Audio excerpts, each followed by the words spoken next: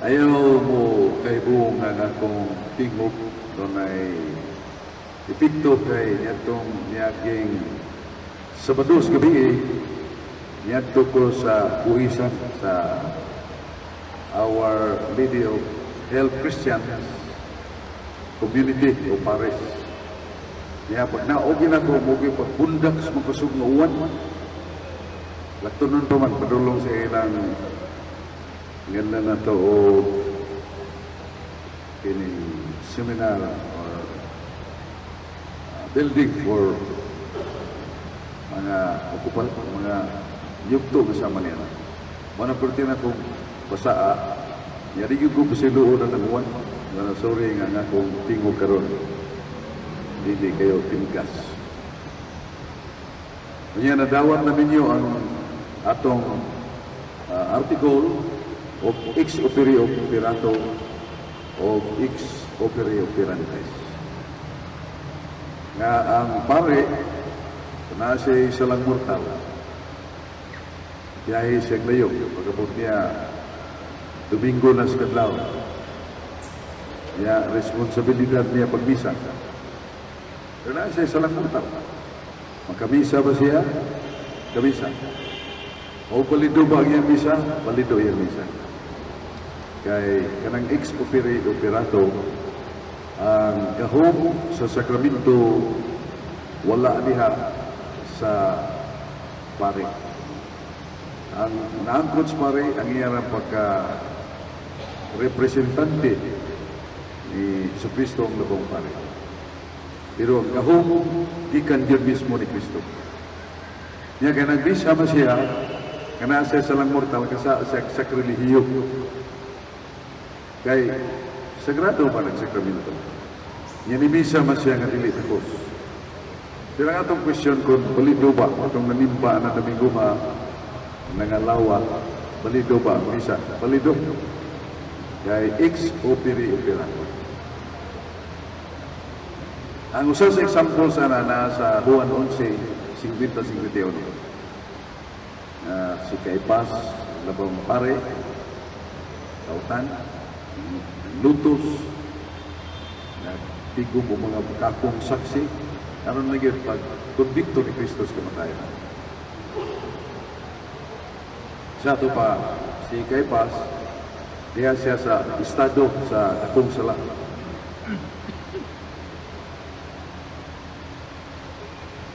Pero pag panagna niya, nakahimo siya panagna gusto.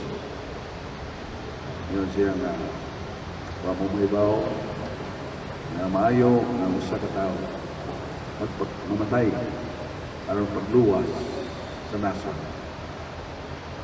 Doon sa butihan na si Kristo ila mag-intrap o mga stigos na bakat konbikto o mamatay siya.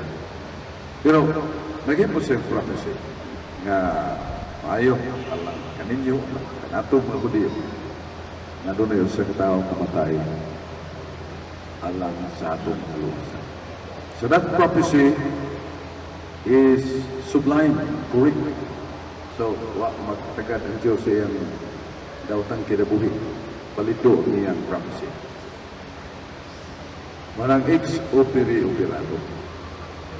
Ang sakramento, kahong sakramento, magsukad niya ang spare. Ang spare ra nga siya authorized representative of Christ. Ang ex opere operantes,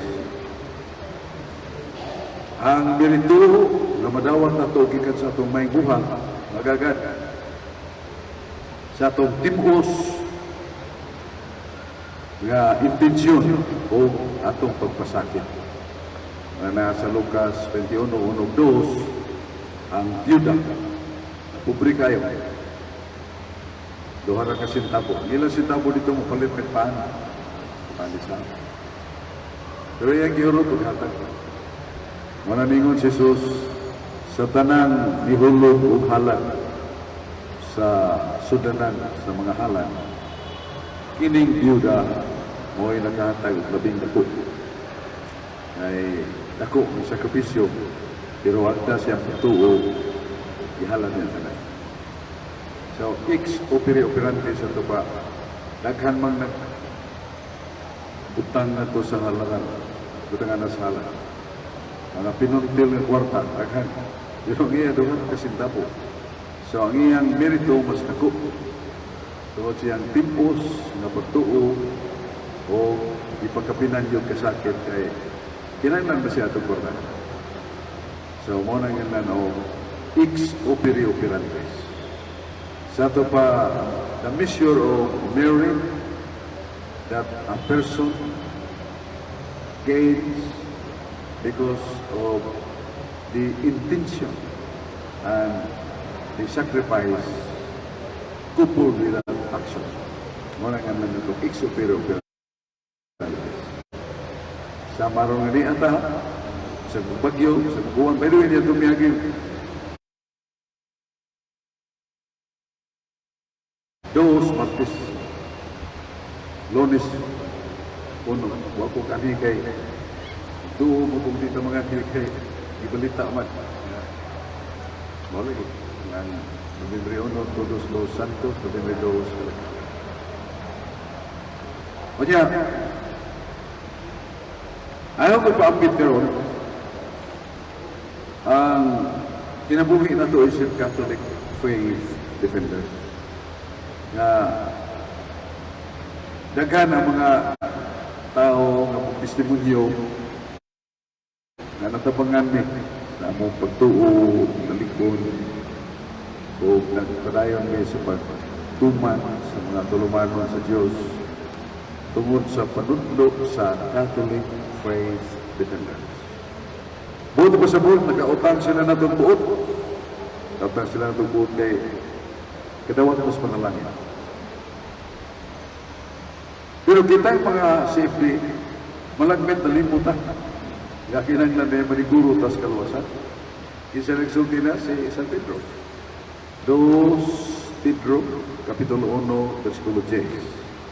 2 Pedro, Kapitulo 1, versikulo 10. Ngayon, San Pedro, magkugi ka mo sa inyong pagkatinawag o pagkapinili nga masiguro ang inyong kaluwasan. Tinog sa patiho, masiguro ang itong kaluwasan. Pagkugi ka mo,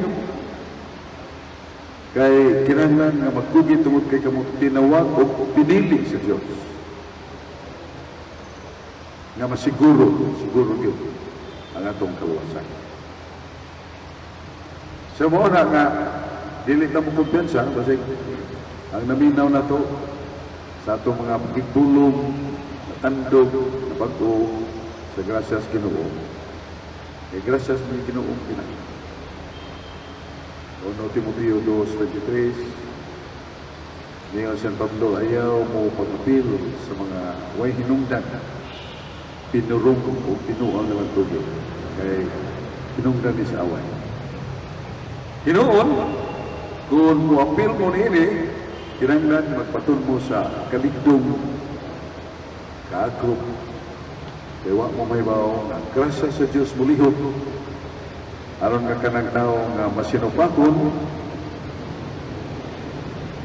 magkabig, maduol sa Diyos ang mudawa sa inyong pagkatarong. Sa ito pa, grasya sa Diyos ang mabot sa atong giwalihan. Muna nga, sumpay niya itong ningon sa San Pedro nga, magkugi ka mo. Kugi ha, hindi na ito, buluyan-luyan. Magkugi ka mo. Na masiguro yun ang iyong pagkatinawag o pagkapinili sa kaluwasan. Huwag ngayon tapunan na pasutong Ginoo langit. Okay? We are born to be per se energetic to do good. Mga nasa Efeso 2:10. Ihimo kita sa Diyos aron magbuhat o mayo. Mauning tawag na ito pagbuhat o mayo. Di ago'y mga tao nga dahil misyonero nga miyanto ubisa. Pero kanto na yung natuhan ng mga Afrikano, Negro. Natuan na to na Punya ka na. Pero tungod sa kalayo, kadagko sa bawon. Way pare nga makaduaw. Pero katong pariya, porsunada mo kayo. Motor yun pare, sunod Domingo tuan na sa Koso sa kaisla. Wow. Sa ulog ko sa misa para sa mga islahan. Tanawa na ang conviction sa mga taong iwalihan sa pare. Pag sunod Domingo, huwag may sikanan.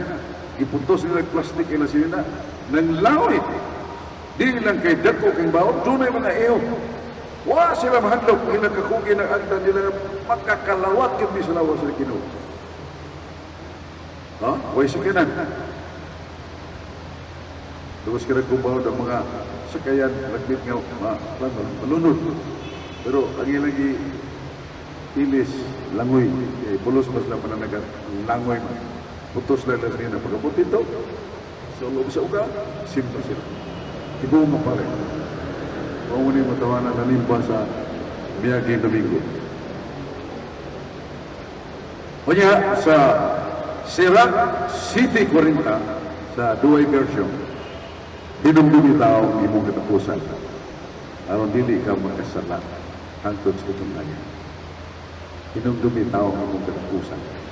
Aron dili ka magkasala hangtod sa katunayan. Kung hinumduman na itong doon ay langit, kalipay ka tayo.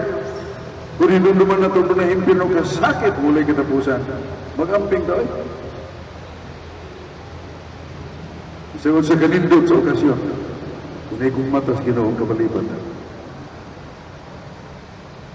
Nainumdum ko na ko sa mayor ko dito sa Manila, sa Filipino Hotel, Tomisa Tuwil Story. Kaya kadlaon doon ay nanawag. Kaya mauba ni Pinagalog na. This is the room of Mayor Socrates Fernandez. Now he is speaking. Sir, there is a woman here named Jana who would like to go up to see you, the 12th story. Now, maybe that is mistaken. I have a companion here, Mayor from Negros. Ako kipukaw. Sa Mayor na yung tawag niyo, sa oras sa sok. Laon na yung media. Butang ha! So ito na dito siya. Butang na ito. Pagawa na mo, lakaw may nagalang man ang puntahan sa kwarto sa sunod ng mga kauban. Ganoon ni. Mga tawa, tuloy supi. Ginawangan niya, so, dito to ninyo gabi, wapa kayo, starlet. Dahil bukaw nga kuyo. Pero, ang dato nila, katong mayor sa South, milyonaryo, di mo siya nga, yes, we will enjoy the pleasure of your visit, but we do not have any cash money. We have check. I will sign. Sa kuwan naman siya. One round of this woman is 70,000 each. Subtuk, mahal. Say, yes, siyempre. Pero what?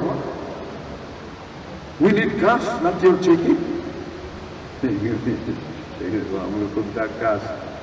Masasok ka mo magiging ato dito. Ito kaya mo mga kisgutan. Mga mga inihigong mag-umiksoon nga. Nabalibanan. Watakibaw siya mga maniobra dito. Ilang mga empleyado ba ito na naikuntak. Kibaw sa itong mga listas nga sa lubid. Pero bunting ko pa, matod pa itong migo na ko, nilagungan na. Si Kupaha, that's all. I am eager. Pero di man mo gawa itong chiki, kasman. Awa mo na yun. So, ingon niya na ang mga hadla usahay sa pagdandi ka na ito, mahug na pagpagkasama. Ingon niya usahay ang katapol, magdudod na ito sa naming pagkatuog, Domingo. Kita mo, ligid-ligid, kako sa unlan. Hindi kayo magkasimpahan ito sa atin. Pero kaloy ginaos bata, pumatri siya akong edad at tanong pagay ko. Ako ay manglabas akong puro, kaya taas ng kapsulis, t-shirt. Pag-uman ako yung mga tao. Pagka Domingo, simpa ko, lakaw lang ko, mga 1 kilometer plus, ikan sa balay, Bulacan, Tupardo, kayo mo manang simbahan sa tunok nito. Ninutan ko. So, depende na sa atong gugma, depende sa atong tinguha, sa pagkikiusa sa tunok. Manandi kita magkinapulan. Kaya, sunod, hinumdumi lagi ang katapusan. Nakaibaw. Itong tubrido sa desirasya ko, wala nagyo ko, wala nagyo ko magtuong umuwi pa ko. Kaya samtang nagkitagan ng trak, ang ligid pa doon ako, nakita mo yan ako, ligid. Nakaingon ko, Lord, muna na yun. This is my end, muna na ako magpusan. Seconds, pulot na lang ko nga, muna mo kong kibundot sa gawas. Yan yung mas jum-jowa, yung mga kuba. Nagian di ko ligid. Ligid diri, siya tawa, slow motion. Yatong palaganon ang scanan. Tagan, hugong ligid. Mo kwanta, mo retrieve back. Balik sige po, ligid yan. Sama na yung pag-experience. Ako di ko ka-explain na dinauray, wako ko gibati. Wako pati sakit nga dadatugan kung bata ko kayong ligid. Kalinit lang kong gibundon. Sigawang sikino. Mga napagsimpan ako, kaya lawas medyo ko sa kutuyo, simpan. Naghina ko, nung ko, hindi naman dahil kubuhi ka. I was already dead, patay na tayo. Muna nga, kalalim, unaw-naon. Anay panahon na, wala tayo kapahinan. Pero kamot na di makita, magluwas na. So, muna nga sa Ezekiel 28:17 na ipungutana, maluwas bang magkasasala? Ito bang maluwas? Maluwas sa magkasasala. Pero ang saan man, iyaan sa magkasasala ang iyang mga sala. Magduman na siya sa mga sugo sa Ginoo. Mabuhat na siya kaya. Karena itu, diskutan niya na. Biyaan na niya ang mga sala. Magtuman na sa sugo sa Ginoo. Mabuhat na tayo. Kaya, ganun buhat na tayo. Pinudayag 22. Nakita ko mato ni San Juan ang pananaw. Mga minatay, mga dagko o gagmay. Ug doon ay mga basahon nga giablihan. O doon ay basahon sa kinabuhi nga ablihan. Ang tagsa-tagsa ka mga minatay, gihukuman, sumala sa ilang buhay.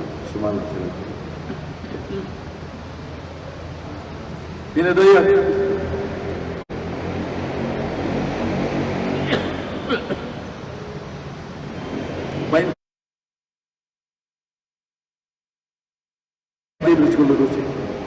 Ipasaya siya nagpinatay. Anong tato yung kalag? Buot sa buot namatay ka. Pero hukman na. Sumala sa itong buha. Huwag nga sumala sa pagtuo. Tapuso na ito so, sa kanindok na bahin sa Biblia. Isulti ni San Pablo sa Efeso 5:22 o Efeso 5:25. Niyon siya, paghahatagan ta sa Diyos o pagkong kinabuhi ng Espiritu Santo. Tinagis sa Espiritu Santo. Tagan ta sa Diyos o pagkong kinabuhi ng Espiritu Santo. Tinagis sa Espiritu Santo. So we are invited the Holy Spirit will renew, will dwell in us. The Espiritu Santo man. Yaon sa man ang mga bunga sa Espiritu Santo iskutan. Ang gugma, ang kalinaw, ang kalipay, ang pagpailog, ang kaluoy, ang kaayo. Ngunit ang pagka-maminatudon, ang pagpaubos o pagpugong sa kaugalingon. Ako nang gininaik sa gubos nagpasa ko ganina sa hapon. The gifts of the Holy Spirit, ang gugma, kalinaw, kalipay, pagpailog, kaayo, kaluoy. Ang pagkami minatudon, ang pagpaubos, o ang pagkamapugnanon sa kugaling. Kaya sigara na ito, kalitantag, kita diya, smiling kayo mula baya. Isang napay mo tanaw na ito, ulingi yun na. Wala nang kupangga niya itong isagyan. Kasaan na taana, kaya doon na tayo tuyo sa kaibig. Naman na si Jesus may nagsulti, Mateo 5:48. Mateo 5:48. Ang nagtanaw so sa kababae, inubanan sa ulagmod na kaibog, nagkapanapaw na, bisagwa pa niya buhatan, bisagwa pa niya buhatan. Kapatamubuhan, ibog lang tagasalan. Manandaghan tagsalan. Sa kaibog, managa naada sa kinakusang bahin, ang pagpaubos, o ang pagkamapugnanan. Self-control. Na panahon nga masuko na. Limot na tanay, kasuko na nato. Wala makasulti tag ilan. Atong kamot ulihog. Atong kamot nagsuko. Kinagi kita Holy Spirit. Okay. Dagan ang mga okasyon ito kung natin. Subalik ko na ito ang kasa sa Holy Spirit. Efesios 5:25. Gugma, kalinaw, kalipay. Ang pagpailog, ang kaayo, kaluoy. Ang pagkamaminatudon, pagpaubos, o ang pagpugo.